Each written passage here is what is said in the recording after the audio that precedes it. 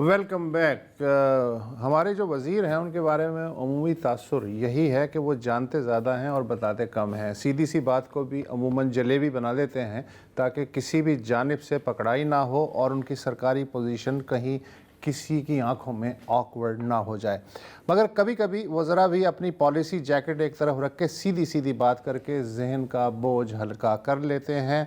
ہزار اس کے تغافل کی داستانیں ہیں مگر یہ بات کہ وہ بھی ہے آدمی آخر. وفاقی وزیر ماحولیات ڈاکٹر مصدق ملک نے اسلام آباد میں حال ہی میں پاکستان پالیسی ڈائیلاگ کے اجتماع سے خطاب کرتے ہوئے کہا کہ جب تک فیصلہ ساز یہ طے نہیں کر لیتے کہ ملک کو صرف اشرافیہ کے لیے خوشحال بنانا ہے یا کروڑوں عام لوگوں کی خوشحالی کو بھی ترجیح دینی ہے، جب تک یہ طے نہیں ہو جاتا کہ معیاری تعلیم کے فروغ، نوجوان نسل کے معاشی آئیڈیاز کی حوصلہ افزائی اور ان کے لیے مساوی راستے کھول کے ترقی کی راہ پہ آگے بڑھنا ہے، یا پھر طاقت، جان پہچان اور اقتصادی رعایتیں اور سبسڈیز کو ایک خاص حلقے تک محدود رکھ کے ترقی کے خواب دیکھتے اور دکھاتے رہنا ہے، اس وقت تک ترقی، سرمایہ کاری اور برآمدات میں اضافے کو بھول جائیں. وزیر ماحولیات مصدق ملک اس وقت ہمارے ساتھ موجود ہیں. مصدق، تھینک یو سو مچ. آپ نے جس فورم سے خطاب کیا وہاں بقول آپ کے وہ لوگ بیٹھے ہوئے تھے جو اس ملک کی 70% دولت پہ اختیار رکھتے ہیں. انہوں نے آپ کے خطاب پہ تالیاں بھی بہت بجائیں، شاید وہ بھی آپ کی تشخیص سے متفق ہوں گے تبھی تو تالیاں بجائیں. مگر ان لوگوں کو کون اور کیسے آمادہ کر سکتا ہے کہ مراعات سے لبالب بھری جو پلیٹ ان کے آگے رکھی ہے اس پہ ان کا بھی حق ہے جو اس کمرے میں داخل ہونے کا تصور تک نہیں کر سکتے؟ دیکھیے، ایک بات تو یہ ہے کہ کمرے میں تالیاں اس وجہ سے بجتی ہیں کہ بچے تو سب کے ہیں، سب کے بچے کالج جا رہے ہیں، اسکول جا رہے ہیں، اور سب کی تمنا یہی ہے کہ جب وہ کالج اسکول سے نکلیں تو انہیں بھی یکساں جو زندگی کے مواقع ہیں وہ فراہم آئیں.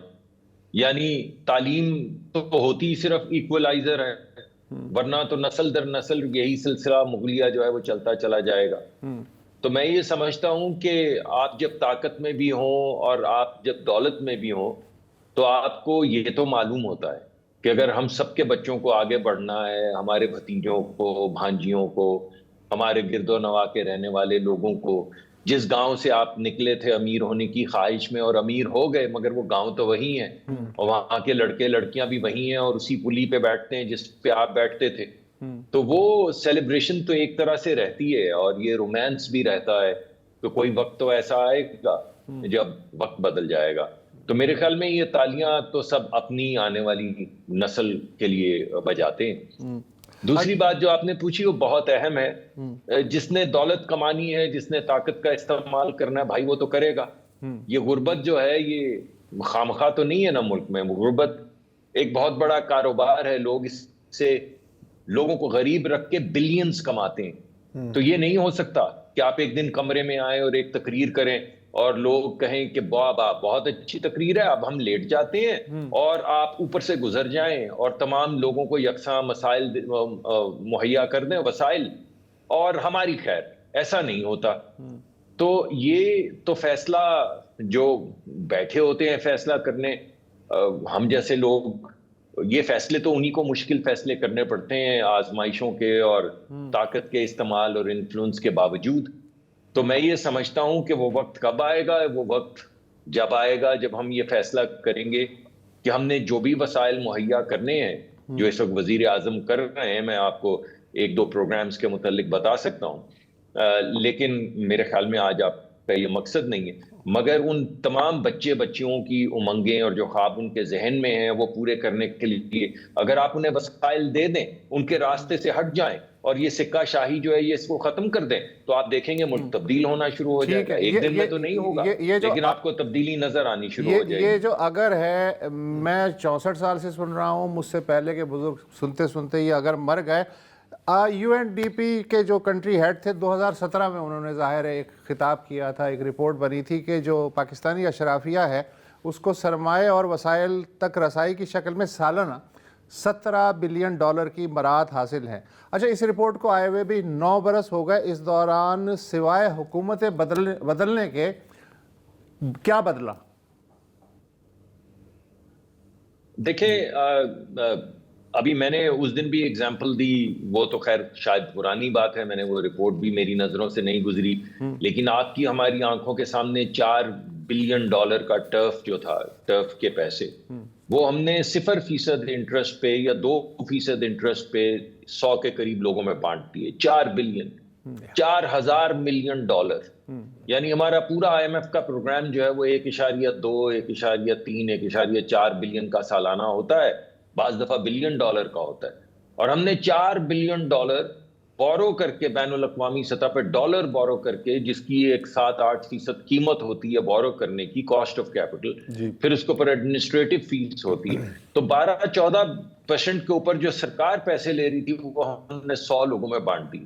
اگر اس میں سے چند، دوبارہ سے میں نے اگر کہا میں آپ معافی چاہتا ہوں، پھر اس کے بعد میں اسپیسیفکس میں بات کروں گا، لیکن یہ پیسے اگر ان میں سے آدھے یا 1/4 یا ½ بلین بھی اگر ان بچیوں میں بانٹ دیے جاتے جو IT میں کام کر رہے ہیں، جو مشین لرننگ میں کام کر رہے ہیں، جو AI میں کام کر رہے ہیں، جو چھوٹے چھوٹے کاروبار کھولنا چاہتے ہیں، تو اگر وہ ہمارے ایک دوست تھے، انہوں نے کام شروع کیا، ویسے ملک کے سب سے امیر آدمی ہیں، اور چند بیکریز سے انہوں نے کام شروع کیا، اور اب وہ، یعنی آپ ان کی اگر انٹرپرائز دیکھیں تو آپ ششدر رہ جائیں گے. تو اس طرح کے بے شمار بچے ہیں، وہ اکیلے تو نہیں ہیں اس یونیورس میں، تو انہیں پیسے اگر فراہم کیے جائیں گے تو یہ ریولوشن جسے ہم چاہتے ہیں، اقتصادی ریولوشن جس میں لوگوں کو پیسے ملیں گے، لوگ کاروبار کریں گے، 10-10 20-20 لوگوں کو نوکری دیں گے، یہ یقینی طور پہ ریولوشن آنا شروع ہو جائے گا. وزیر اعظم نے بڑی کلیئرٹی کے ساتھ ایک اسٹریٹجی بنائی ہے، جس میں دیہی علاقوں میں وہ یہ چاہتے ہیں کہ جو ٹریڈیشنل ایگریکلچر ہے، زراعت ہے، اس میں تو جو بہتری آنی ہے وہ ضرور آئے، یعنی وہ ڈرپ اریگیشن، لیزر لیبلنگ کے ذریعے، اور نیا سیڈ، نیا بیج لا کے، یہ جو اجارہ داری بیج کی کمپنیوں کی ہے اسے بھی وہ توڑ رہے ہیں، اس وقت ہر ہفتے میٹنگ کرتے ہیں، اور بیج بین الاقوامی سطح پہ جو بہترین ہے، جس کی پروڈکٹیوٹی زیادہ ہے، وہ لایا جائے، یہ ان کا ایک اسٹریٹجی کا حصہ ہے. دوسرا یہ ہے کہ انہی جگہوں کے اوپر ایگریکلچرل فارم بنائے جائیں، چھوٹے چھوٹے، یعنی بڑے انڈسٹریل پارک نہیں، انڈسٹریل فارم بنائے جائیں. اور یہ جو 1/3 ہماری پیرشبل گڈز ہیں، سبزیاں ہیں، فروٹس ہیں، جو زمین پہ رول جاتے ہیں، آپ کے پیروں تلے کالے ہو جاتے ہیں، آپ کو نظر آتے ہیں گاؤں میں ہر جگہ پہ، ان کو اگر آپ کولڈ سٹوریج میں ڈال دیں، پلپ کر لیں، جوس بنا لیں، جیم بنا لیں، تو ایک ویلیو ایڈڈ ایکٹیویٹی گاؤں میں شروع ہو جائے گی، اور ہر ضلع جو ہے اس میں ایک خاموش انقلاب، اگر آپ اسے انقلاب کہنا چاہیں تو، آنا شروع ہو جائے گا، لوگوں کو نوکریاں ملیں گی. چھوٹا ویلیو ایڈ ہے، کوئی ایسا کوئی میراکولس بایو ٹیکنالوجی نہیں ہے. ملک صاحب ایک وقفہ لے لیں، شاہزیب ایک وقفہ لے لیں، اس کے بعد آپ اپنا سوال رکھیے گا. ہاں، ڈاکٹر مصدق ملک ہمارے ساتھ ہیں. ڈاکٹر صاحب، ابھی بریک سے پہلے جو آپ نے بات کی، میں یہ جاننا چاہ رہا تھا کہ آپ مرض کی تشخیص آپ نے حال ہی میں اپنی ایک اسپیچ میں کی، اس نے بڑا ریزونیٹ کیا. ہمارے ہاں جو بھی تھنکنگ لوگ ہیں سب نے اس کو سراہا کہ ایک سٹنگ منسٹر جو ہے وہ بالکل کھل کے بتا رہا ہے، کینڈڈلی بتا رہا ہے، بہت ہی دل سے آواز آ رہی ہے کہ ہم کیوں نہیں بہتری کی طرف جا رہے. تو مرض کی تشخیص آپ نے اچھی کی، اس کے حل بھی ہمیں پتہ ہیں. ہمارے بہت سارے لوگ ہیں روز لکھتے ہیں، بتاتے ہیں کہ ہمیں کیا کیا چیزیں کرنی ہیں تاکہ ہمارے ملک کی سمت ٹھیک ہو جائے. آپ سے آئی تھنک ہر بندے کا یہی سوال ہوگا کہ یو آر سٹنگ منسٹر، آپ کیبنٹ میں بیٹھے ہیں، یہ تھوڑا سا ہمیں سینس دیں گے دیکھنے والوں کو کہ جو چیزیں کرنی ہیں وہ کیوں نہیں ہو پا رہی، جو بات آپ دل میں محسوس کر رہے ہیں وہ کیوں نہیں ہو پا رہی، ہم آگے کیسے بڑھیں گے؟ اگر آپ کی نہیں سنی جا رہی تو پھر وہ کیا کنڈیشنز ہوں گی کہ جس میں ہم وہ ٹف ڈیسیشنز لے سکیں بہتری کی جانب؟ جی، ایک تو میں نے آپ کو وہ دیہی علاقوں کی ترقی کے لیے جو پرائم منسٹر کا منصوبہ ہے وہ آپ کے سامنے رکھا ہے. ابھی شہری علاقوں میں یہی منصوبہ بن رہا ہے، اور آپ کو بہت جلد اس کی بازگشت سنائی دینا شروع کر دے گی، جس میں 2 مختلف یعنی سیگمنٹس کے لیے علیحدہ اسٹریٹجیز بنائی گئی ہیں. ایک تو IT کی اسٹریٹجی ہے جو آپ کے سامنے میرے خیال میں ہماری وزیر جو ٹیکنالوجی کی IT کی ہیں وہ پیش بھی کر چکی ہیں، جس میں ہزاروں کی تعداد میں لوگوں. میں یہ جاننا چاہ رہا تھا، جیسے آپ نے اس دن تشخیص کی کہ ہمارے یہاں ایلیٹ کیپچر کی جو آپ نے بات کی کہ ہمارے یہاں بعض لوگ ہیں ان کو ہر حکومت میں مراعات ملتی ہیں، سبسڈیز ملتی ہیں، وہ فیصلے ہم نہیں چینج کر پائے، سیاسی حکومتیں آئیں چلی گئیں. میں ذرا اس کی جانب آپ سے جاننا چاہ رہا ہوں کہ once for and all, उनको कौन उन पे एक्शन लेगा? मतलब बिल्ली Who will bell the cat? बिल्ली, हाँ, या बिल्ली के गले में कौन घंटी बांधेगा? ये कोई बिल्ली भी कोई इतनी बड़ी शेर नहीं है, बिल्ली है आखिर को उसको घंटी बांधना कोई इतना ज्यादा मुश्किल काम नहीं है। और मुख्तलिफ जगहों के ऊपर ये घंटी बांधी भी जा सकती है और बांधी गई है। मुख्तलिफ वजारतों के अंदर लोगों ने बहुत रिजे और उसको जो इलीगल एलिट कहते, देखिए हमें थोड़ी सी डिस्टिंक्शन करनी पड़ेगी। हमारे यहाँ बहुत से लोग हैं जो बहुत मेहनत से बहुत इज्जत की रोटी कमाते हैं और उसमें पाकिस्तान की एक्सपोर्ट्स में अपना हिस्सा डालते हैं, पाकिस्तान की तरक्की में अपना हिस्सा डालते हैं। उनसे कोई कर्ज नहीं है, क्योंकि बड़ी कंपनियों की भी तो हमें जरूरत है एक्सपोर्ट करने के लिए, वरना तो हमारी एक्सपोर्ट ही नहीं होगी, ज़रा मुबादला ही नहीं आएगा और फिर हमारा रुपया जो है वो डिवैल्यूएट होता रहेगा।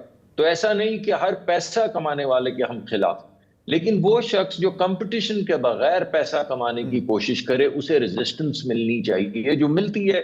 बाज मर्तबा हम जीत जाते हैं, बाज मर्तबा वो जीत जाते हैं। ये तो जंग है ना, इसमें क्या मसला है? ऐसा तो नहीं कि हर राउंड हम ही जीतेंगे, लेकिन ऐसा कि जंग ना हो ये किसी मुल्क में नहीं होना चाहिए, और ऐसा कि आप सिर्फ हारते ही चले जाएं ये भी किसी मुल्क में नहीं होना चाहिए। तो मेरा जाती एक्सपीरियंस है, मुझे अब 12 में हो गए हैं, कि आप लड़ाई करते हैं। मैंने पिछले राउंड में भी लड़ाई की, वजीर आजम ने बहुत मेरा साथ दिया और बहुत हमने रेजिस्ट किया और बेशुमार काम नहीं होने दिए। बाज दफा वो दाएं बाएं से कोई फाइलों के जरिए कोई साइन इधर उधर से ब्यूरोक्रेसी में करवा के निकल भी जाते हैं। ऐसा नहीं कि हर दफा हम ही जीत जाते हैं, लेकिन ये जंग जारी रहनी चाहिए, ये रेजिस्टेंस जारी रहनी चाहिए। और मैं आप लोगों से भी अर्ज करूंगा, जैसे आप आज मुश्किल सवाल पूछ रहे हैं, कि आप हमें अकाउंटेबल करें ताकि ये बात पब्लिक तक भी पहुंचे। मेरा जाती एक्सपीरियंस ये है कि जब जर्नलिस्ट मुश्किल सवालात पूछते हैं तो हम लोग मजबूत होते हैं, क्योंकि एक पॉलिटिकल प्रेशर बिल्ड होता है।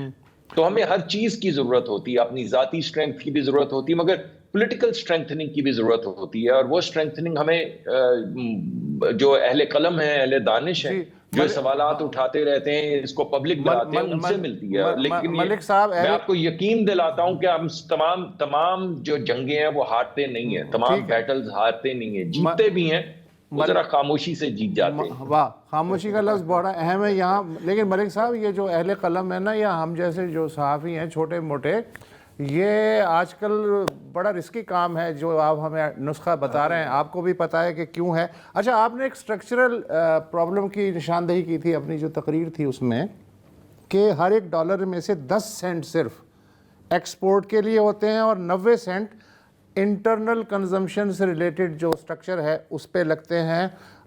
इसलिए लगते हैं कि वो जो इंटरनल स्ट्रक्चर है उसे प्रोटेक्शंस हासिल हैं, उसे रियायतें हासिल हैं।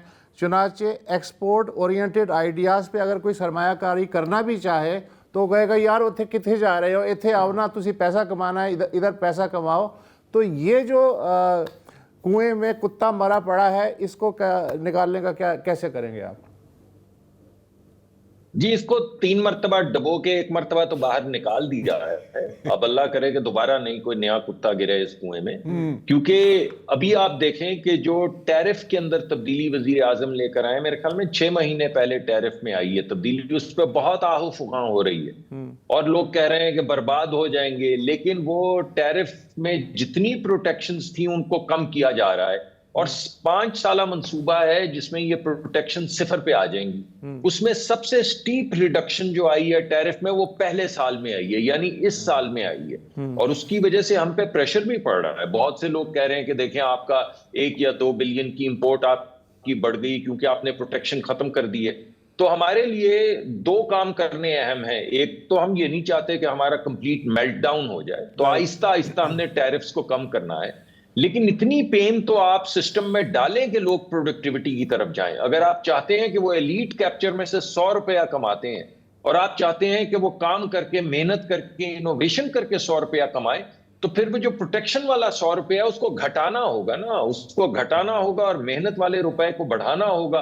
तो ये जो टैरिफ में रिडक्शन वजीर आजम ने अभी अनाउंस की, 6 महीने हो गए हैं और आजकल बहुत प्रेशर है हम पे भी, उन पे भी, कि इसको रिवाइज करें, मगर वो बिल्कुल अटल हैं, वो रिवाइज नहीं कर रहे। और वो लोग जो प्रोटेक्शन की वजह से बाहर से चीजें मंगवा के नफा कमा रहे थे, उनको थोड़ी सी तंगी हो रही है, यानी उनको मेहनत करके اب کمپیٹ کرنا پڑے گا بین الاقوامی سطح سے جو چیزیں آتی ہیں. تو ہر چیز پہ ٹیرف گھٹایا جا رہا ہے اور جو ریگولیٹری ڈیوٹی ہے وہ زیرو پہ آ جائے گی, جو ایڈیشنل کسٹم ڈیوٹی ہے وہ بھی زیرو پہ آ جائے گی, بے شمار چیزوں میں زیرو پہ آ گئی ہے. تو آہستہ آہستہ جو میں آپ کو باتیں کر رہا ہوں یہ سب ہو رہی ہیں. میں نے اس وجہ سے آپ کو کہا کہ خاموشی سے ہو رہی ہیں کہ میں چاہتا ہوں یہ خاموشی ٹوٹے. یہ شہر جو خاموشی کا ہے یہ ٹوٹے اور لوگ اونچی آواز میں کہیں کہ ہاں ہم اس کو کم کر رہے ہیں, ٹیرف اور پروٹیکشن کو کم کر رہے ہیں, اور آپ کو محنت کرنی پڑے گی اور اب آپ کو کمپٹیشن کے ذریعے آگے بڑھنا پڑے گا. تو اس میں پھر ہمارے بچیوں میں بھی سوری مصدق صاحب, وہ شو کا وقت مکمل ہو گیا ہے, ٹائم ختم ہو گیا. Thank you so much. Definitely ہم خاموشی کو توڑنے کی کوشش کریں گے, کوئی منہ نہ توڑ دے. نہیں وہ تو خیر ٹھیک ہے.